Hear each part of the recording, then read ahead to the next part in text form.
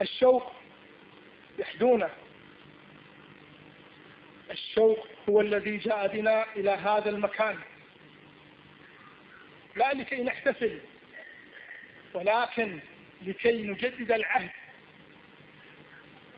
بالولاية لسيدي ومولاي أمير المؤمنين علي بن أبي طالب سلام الله عليه.